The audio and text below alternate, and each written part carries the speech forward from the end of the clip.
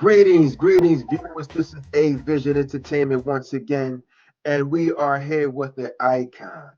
This man is Mr. Angelo Ellerbee. He's the founder and CEO of Double Exposure Media Relations and the author of his latest book, Before I Let Go: Life Lessons from an Industry Guru. How you feeling today, brother? My man, I'm blessed to be with you and counting in the numbers and appreciate you having me on today and your followers. I bless them for being a part of this as well. I thank you for that, man. I thank you. And you have had an amazing career as a publicist, image maker, artist, developer, and public relations specialist. Can you take me back to how and when your public relations career began? Yeah. Man, I laugh at it each and every time someone asks me that question. I Yeah. never ever wanted to get involved in PR at all. My Okay. degree is in fashion designs. Yeah. So I was selling to a lot of the major department stores.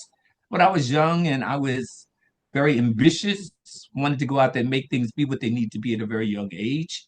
Yeah. And I got started in this. I used to do fundraisers in the city of Newark. I call it the greatest city in the world because that's where I Okay. was born and raised at. In Newark. And Yeah.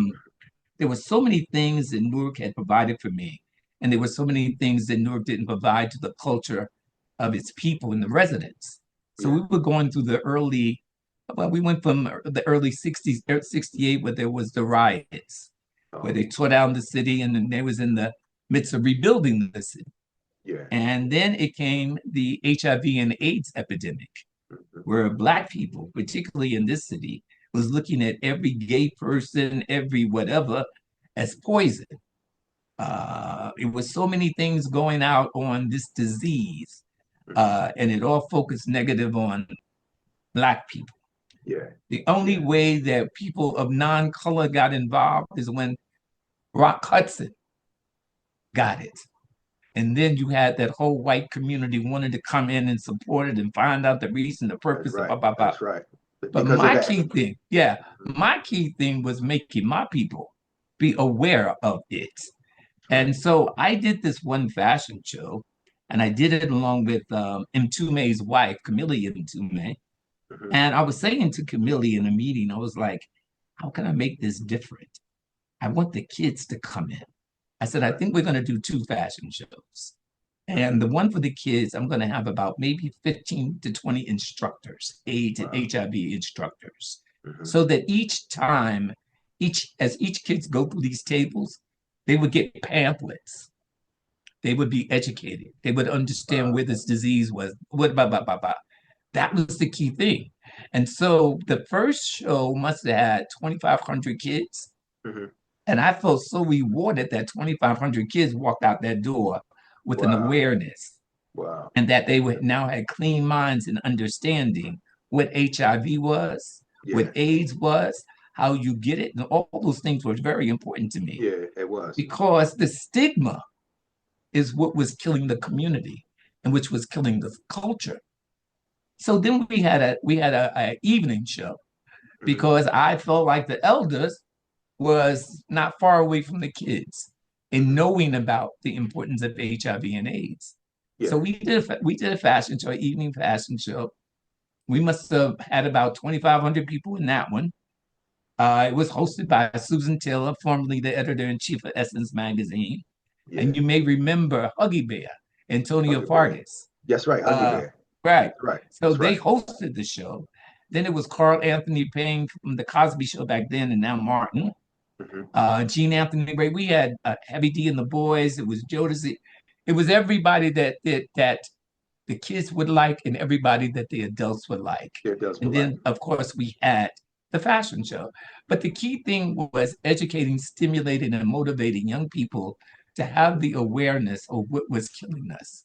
Right. Just like I want them to have the awareness of what is going on now with drugs and the epidemic of drugs That's right. and what is it doing to us. That's right. So yeah, man. So I got started doing. It was Mtume, the two-time Grammy Award winner James Mtume, Mhm. who came to me after me and his wife had worked together Yeah. for a couple of years. And he came to me and he said, if you could do all these things for Camille, why don't you come over here and start doing things for me? I Yeah. said, man, I don't know nothing about no music. He said, well, I think it's time for you to learn. I go, That's right. There okay. you go. So he said, all right, why don't you come up here like 3 days out the week? And I said, okay. And he said, I'll walk you through the steps. Okay. And he did. This happened for about a year. And he would send me over to Sony and to Epic for meetings because I was his representative. He purposely did not go with me. He stayed at home. He sent you on your own. He put me on my own. He said, go fly. Wow. And I went over there sometime, man, when I first started, I felt dumber than a doorknob. And then he said to me, no, man, you ain't feeling like that. You're learning, right? He would tell me what to say, how to say it, because what you say is important. How you say it is equally important. That's right. So he would talk to me about delivery, how you can cuss somebody out if the delivery is correct without using profanity. Without using profanity. Yeah, he would just say, no, man, you need to intelligently have conversation with a tonality and a delivery that is going to be palatable and accepted. You got to use your brain, your smarts, your wits. So this went on for about 9 months to a year. And I remember in my last interim management meeting, this white guy said to me, he said, oh man, you speak so well. Yeah. I looked at him. I said, do you know what? I was going to say the same thing about you. What do you mean I speak so well? What is it? Black people ain't speaking well here? Yeah, anyway, like what is that? So he called him to me and he says, well, I think your newfound manager is on the road now. I began to read and understand what management was about, the production was about, how to deal with all the acts that Mtume had signed to him.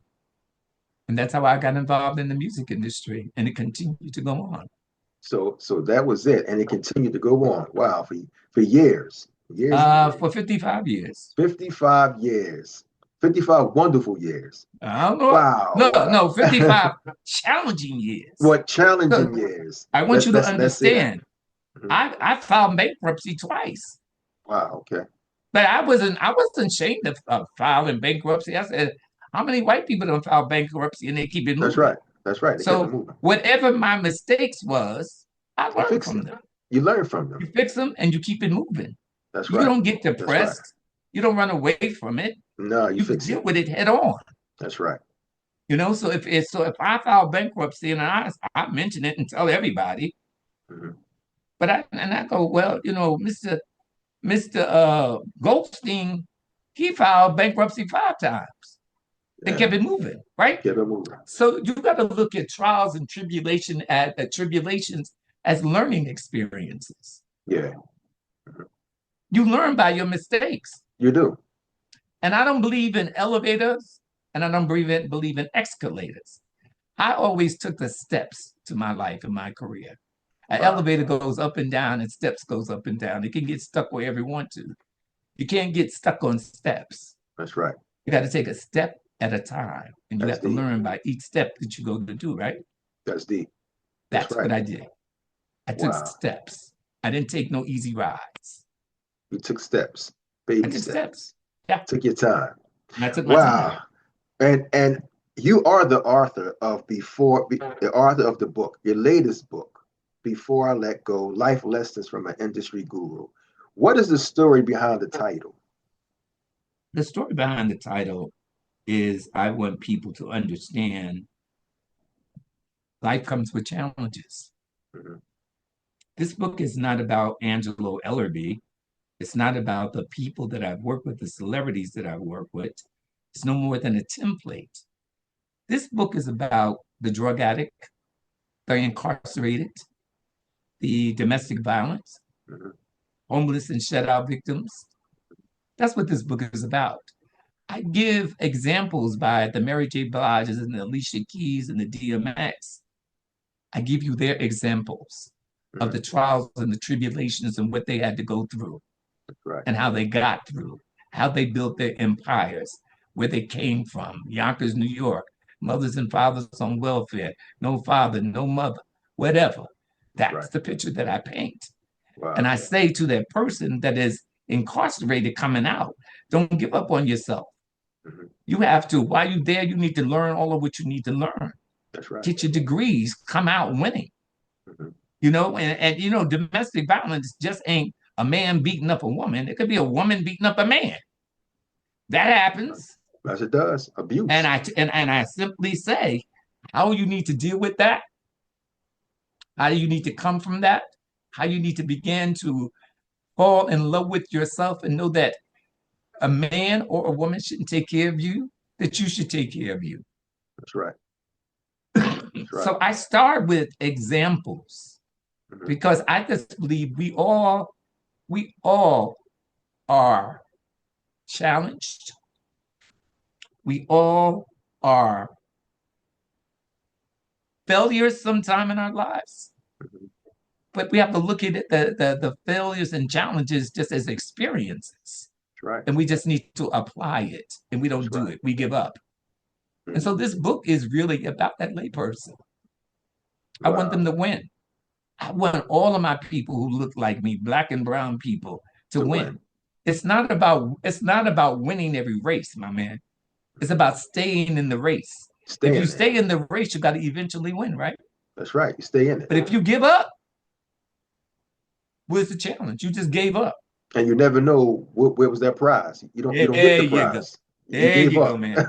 We're on the same page. We're rocking and rolling. Yeah, exactly. There you go. You've worked with some of the top artists in the industry, including the likes of Mary J. Blige, Alicia Keys, Michael Jackson, Ginuwine, Roberta Flack, Dionne Warwick, and Nina Simone. I just want to go back to the situation when you first met Mary J. Blige and she came to your office. Can you give me that story? What happened with that? You know what, man, sometimes you wake up in the morning and you get a desire for what you want to eat during the course of the day. So I was on 7th Avenue between 54th and 55th. So right in that same block was the Carnegie Deli. Okay. And I wanted a pastrami sandwich. So they make the big pastrami sandwich with the da-da-da-da-da-da. That's what I wanted. So I had made time to say, Mary's going to be here at 1. Yeah. So when I finished with her, because it was an introduction in class, I would go and have lunch. Well, she was an hour late. But when you got off at the elevator, you were in my office. So I was standing there talking to the receptionist. So she said, yo, is Angelo here? I looked around and was like, who is yo? And who is Angelo? I said, are you talking about Mr. Ellerbee? She said, yeah, whatever. I said, yo, I'm not a whatever. I'm not a whatever. And what we're going to do, since you went an hour late, we're going to do this tomorrow.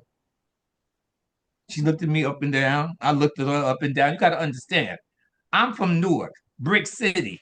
She was from Yonkers. So it was like bumping heads, one ghetto to another ghetto.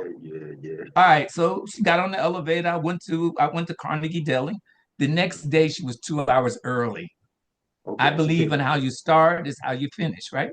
That was but today she is an Oscar-nominated actress. That's right. It's what you put in is what you get out. Mm-hmm. Yeah. Wow. So that in a nutshell. That's it. That's it. That's it. And thereafter, we fell in love with each other. We did everything that we were supposed to do in those classes, and had fun at it. That's deep. That's great. And also, what I find interesting is that when Michael Jackson was facing controversy in the early '90s, he actually came to you for help. Can you give me that backstory? Yeah, man. It was a very, very strange time in Michael's life. Yeah. And I didn't know Michael at all. His vice president, Mr. Jones, called me up. And I was very familiar with his vice president because he was a very strong and a very powerful man because he was handling Michael Jackson. So he called me up and he was like, I've been reading about you, blah, blah, blah, blah. I see what you've been doing with the artist development program. I handle Michael Jackson. And we're dealing with some things at this point, and I wanted to find out if you can help us. I said, okay, tell me what you're dealing with. He said, you're not aware of it? I said, I'm aware of it, but I need to be more aware by you telling me, right? That's right. So he goes into explaining it to me. And I said, well, I appreciate you explaining it. Now, can I speak to Michael so he can explain it? And he says, I said, man, I just really believe we need to go back to the scene of the accident. He said, what does that mean? I said, first, we got to start out with the truth because the truth is not on strike. Okay. You can't tell me no lies. You got to tell me the truth because that's the only way that I can address it with truth. Now, if you want to tell me a lie, I can't be a part of a lie. Right. I can only be a part of a truth. Truth. So Michael got on the phone and I called him Mr. Jackson. He said, no, you can call me Michael. And I said, well, you can call me Angelo. And I said, well, man, I told Bob that I really wanted to go back to the scene of the accident. I said, do you understand what I'm saying? He said, somewhat. I said, whatever it is and whatever was supposed or allegedly was to happen, we need to address that issue. Right. He says, give me an example. I said, well, here's my example. I like to create an award ceremony, and I like to call it Children's Choice Award. I would like to have about 5 or 6 awardees. Maybe we'll do Mrs. Promo, which was the first lady of the state of New York. I think it was Al Sharpton and some other people. But the key thing, I only wanted to invite children. That's all I wanted to invite. And I opened it up to the press. And I said, let's get press from all around the world because this story is all around the world.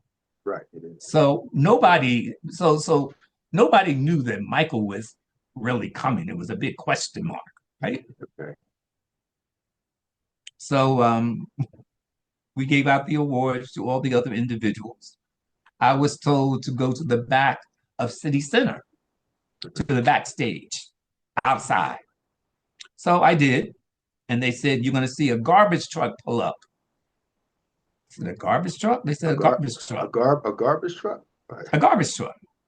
So I stood in the back and I saw this garbage truck pull up. Oh, wow. Wow. They said, somebody's going to get out of their garbage truck. Michael Jackson got out of the garbage truck. But he had a mask on. He had this whole thing on. So he came walking. Yeah, he came walking towards me. He said, Mr. Ellerbee? I said, no, Angelo, remember? Yeah. Then he said, come and give me a hug. All right, did. He said, you think this is going to help? I said, trust me, this is going to help in major ways. So we went to introduce. Now you got to understand, it was 3,000, maybe 4,000 kids in this auditorium. He walked on this stage. It was like the parting of the seas.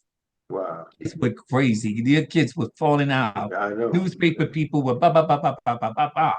We had security in there all day long underneath. Yeah. So going back to the scene of the accident, bringing the children, which he was being accused of, together, who showed the world how much kids loved him and adored him. And that was my. That totally changed everything. Well, it was good for the next year until something else crazy happened. But yeah. So that was the story. You gave him a helping hand, a big helping hand. That's what you did. Well, I did more damage control back in the day and the time than I did anything else. It was like mayors and governors and preachers and I did a lot of damage control. That's great. That's great. And what are your biggest artistic influences, and how have that shaped your style and approach? My biggest artistic influences, what do you mean? Just like what allowed you to do what you do? Like, as far as like what you've been saying, hands-on. You know what, man? I'm gonna tell you something. Everybody is giving me all these accolades, and I say thank you. But I'm no more than a vessel from God. I asked God to come with me on my journey each and every single day. I Yeah. asked him before I went on with you to talk for me, think for me, be with me. And so all of what I've ever wanted to do has always been in his control. And I'm nobody's born again Christian, but I am a believer in the man above. And I do believe I serve him as he serves me. So whatever I have contemplated, whatever I thought about doing, I just put it in his hands and kept it moving. Kept it moving. You know, I started my business with no money. I have no money. I have a damn dime. When I moved into my office, listen, we're on 7th Avenue. And you got to remember, this is back in the early 70s, the late 70s. Is that Manhattan or just New York? No, it was Manhattan. Wow. And there wasn't too many black-owned businesses on 7th Avenue. No, not. So I'm next door sharing a booth at 846. I'm walking down the street at lunch hour and I look up and I see this Italian restaurant and I see 2,500 square foot available. I said, but I knew they weren't going to rent it to me. Yeah. So I called my Italian friend up, which happened to be a lawyer, and his assistant. I asked him if he would come up and look at this place and take some pictures. He did. You got to understand my name. I think you said it, Angelo Antonio. Yeah, Antonio. We on the agreement there was no Ellerbee. Wow. So this man who owned the building was Italian. So he thought I was Italian because I sent the Italian lawyer and the Italian assistant. That's right. And I didn't even have no money to pay for the first or the last month. Are you familiar with the group called Full Force? Yeah, Full Force. Yeah. All right. So this man called me from Switzerland, and he was looking for established artists with records that they had not put out. So Paul Anthony and we were real good friends. So I called Paul. I said, Paul, that's a brother. This guy just called me, and do you guys have any records that you haven't put out? He said, yeah, Angelo. I said, hold on, I'm gonna put you on the line with them. They started talking. They said, yeah, I got this. Blah, blah, blah, blah, blah. I said, listen, so you guys are gonna do business? And they said, yeah. I said, look, this is what we need to do. Whatever y'all come up with, that's your business. I need $45,000 tomorrow. That's right, for the rent. Right? They sent me my money. They wired my money. Wow. That's how I was able to move into my building. Yeah. I had no money.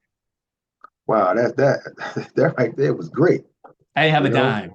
I was able to take care of the rent, I think, for like 7 months.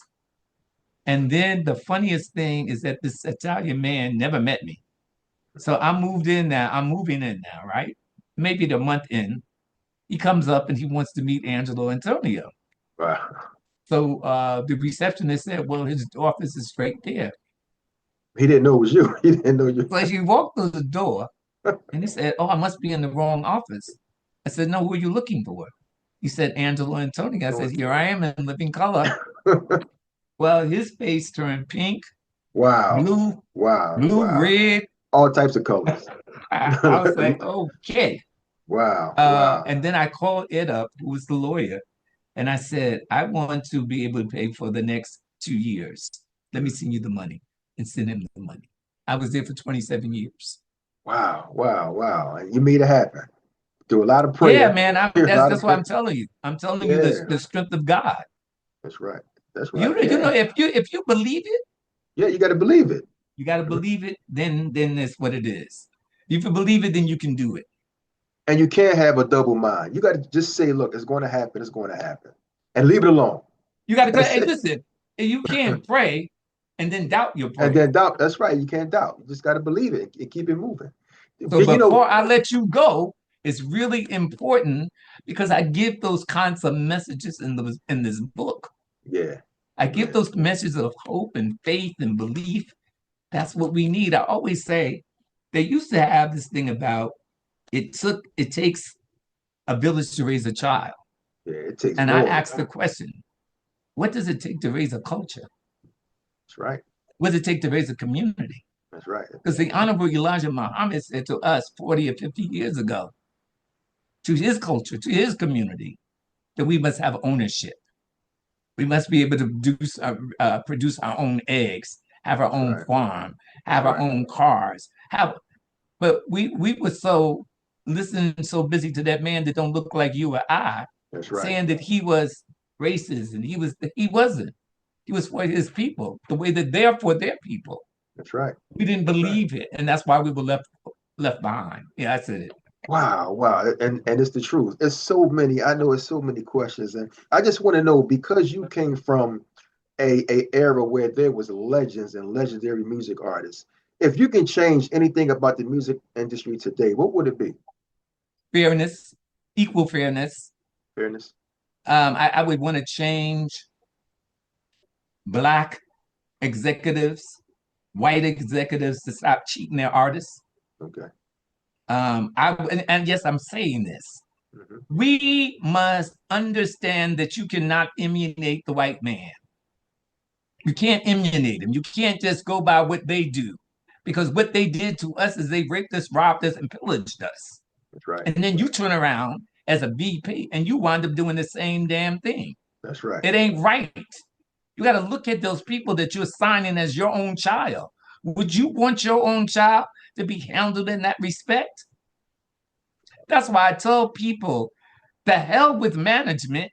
You need to spend some time knowing what a manager does. And what a manager is going to do for you, it's not, look, a manager job is to oversee, supervise, and oversee your day-to-day process and take you to the next level. That's right. There's a courtship first. We go steady second. Then after we go steady, we get engaged. Right. After we get engaged, we think about marriage. Because when you hire a manager, they may got you for 4 or 5 years. And then you want to say that after he or she didn't do what they were supposed to do, you stuck with them. Now you want to get another manager, right? Yeah, so now you're going to pay this manager. So that's why I say go steady first. Steady first. Understand. And if you go steady first and you start to pay them finder's fees and percentages and don't sign no contract, you get a chance to see what he or she is able to do. But if you go to bed with them on the first date, you get the milk for free. That's right. What they say, you buy the cow. So you got to make them, you got to make them earn their relationship to be your manager. And it's the same thing with a PR person. It's the same thing with a marketing person. It's the same thing with a lawyer. You got to know the business of music. That's right. Do your business. That's why you have all these artists out here. They talk about celebrating 50 years of hip hop. What the hell are you celebrating? That's right. That's right. Half of these artists don't have a damn dime. They're in their own glory. Oh, I started this first. I don't give a damn who started it. Who's getting the money from it? Right. Is your kids going to be able to go to Yale? That's right. Are they going to be able to go to Harvard? You can't get them to go to community college because you ain't got. You understand what I'm saying? I understand. So you have to do the business of music. Wow, wow, wow. This is like really encouraging, spectacular to talk to you. Just one last question. Sure. What is one thing your fans will be surprised to know about you? That I care about them. That I care about them. Wow. I care about people. It's important to me because my people have been taken advantage of. That's right. They've been raped. They've been robbed, pillaged. All I want to see them do is win. It's not important about winning every race. It's just important that you stay in that race. You got to learn this business. I always tell young people, demons come in disguises.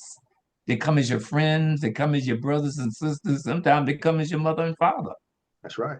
You got to know what you're talking about in order to be what you're talking about. And if you can sit back and let somebody influence your way of thinking, that's on you. Wow. Be original. Be a leader. A leader. Don't follow. Take time and be able to understand what this business is about and lead. And everything is not a friend, because if you take the word friend and split it in the middle, what you get? An end of a friend. An end of a friend. Yes, that's what you get. I don't have no friends. I got a friend in Jesus. I ain't got no friends in this business. I've been doing it for 55 years. I don't have a one. That's right. Because they will stab you, cut you, put you in the casket. That's right. And when they done with you, they done. They done, and you're dead, and they're having a good time. They having a good time. You living with your mother in that little one room and saying what it used to be like. Wow. And they ain't gonna pick up the phone on you, because you over. Wow. You get me? They done used and abused and left you dead. There you go. Wow, wow. Oh man, viewers, we just had a wonderful conversation with Angelo Ellerbee, the author. This man wears a lot of hats. He had an amazing career as a publicist, image maker, artist developer, public relations specialist. I thank you so much for coming on to A Vision Entertainment. I wish it was longer, but I thank you. I really do. Hey, listen, man, let me say this to you. I'm so proud of A Vision Entertainment. I want you all the followers, go to www.visionentertainment.com. Y'all got to support what's in your community. Yeah, people like me can't come on to a blank screen. So y'all got to support what's in your community. And this is worthwhile of you supporting, because they're trying to stimulate you, educate you, and bring you good programming. So I say, let's support each other. That's what this is about. That's right. And I thank you, man. I honestly thank you. I thank you for that also. Hey, this is Angelo Ellerbee, the author of the new book, the Amazon best-selling #1 book, Before I Let You Go. I'm watching A Vision Entertainment. I want y'all to go to www.avisionentertainment.com. Yo, I'm checking into it every week. I want you to check into it. I'm signing out. Angelo Ellerbee.